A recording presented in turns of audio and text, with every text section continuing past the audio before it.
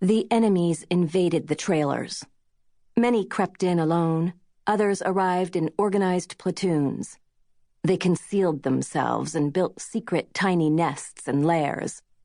Some of them bit, stung, and pinched. Others clogged, soiled, smudged, and polluted. Lucky's mom, Brigitte, faced these foes like a general in World War III. She mopped, swept, vacuumed, scoured, scrubbed, washed, polished, and sterilized. She was okay with the work. It was just part of living in the little desert town of Hardpan, population 43, which Brigitte had adopted as her home when she adopted Lucky as her daughter. Lucky herself had a live-and-let-live attitude toward Brigitte's enemies. Those mice, ants, flying ants, tarantula hawk wasps, scorpions, beetles, crickets, spiders, flies, and moths, plus sand, dust, dirt, grit, and dog hair.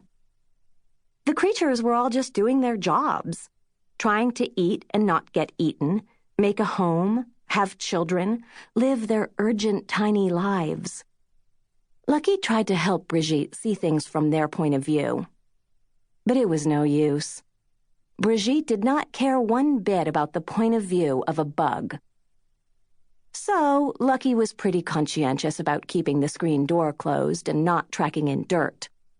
She wiped down the tables on weekends, when Brigitte's Hardpan Café was open for lunch, and she bussed and washed dirty dishes.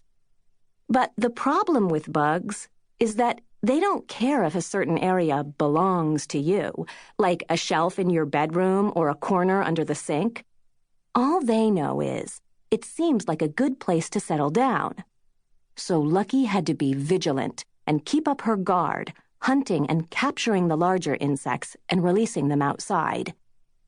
She did her best, but sometimes all that cleaning and enemy fighting wore Lucky out. It made her wish she were back at her old job at the Found Object Wind Chime Museum and Visitor Center, which she'd given up because of having too much else to do. For that job, she just kept the patio clean and raked. She didn't have to worry about dust or insects. And then a certain realization bonked Lucky over the head. Nothing stays clean. Sooner or later, the thing will have to be cleaned again. The floor, the stove, tables, pots, forks, napkins, feet, paws. The never-endingness of cleaning made a quick little what-if thought spring into her mind. The what-if was like an online pop-up, which you're forced to look at even if you don't want to. It wasn't a wish that she hoped would come true, but still, there it was, blinking at her from the corner of the screen in her mind. It was this.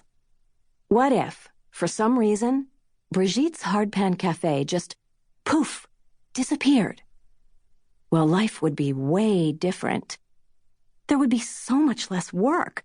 Brigitte could get a regular job, and they would have weekends just for themselves, to do fun things instead of working. But then Lucky reminded herself of the good parts. Like that Brigitte wasn't homesick for France. Because here in California, she had a strict boss, but it was herself. And every day when Lucky got back from school, she was greeted twice. First with a dog kiss from HMS Beagle, who was waiting at the bus drop-off, and then with a hug and a mom kiss from Brigitte. Plus, Lucky was proud that Brigitte's cooking was famous for miles around, and all on their own, they were making the cafe a success. Tourists who found them told their friends, and local people from Sierra City and other towns started coming every single weekend. It was a kind of miracle. And Brigitte said it could never have happened without Lucky. So Lucky felt ashamed about what-ifing the cafe's disappearance even for a second. She put on her yellow rubber gloves and got to work. But then a new enemy appeared and started a different kind of battle.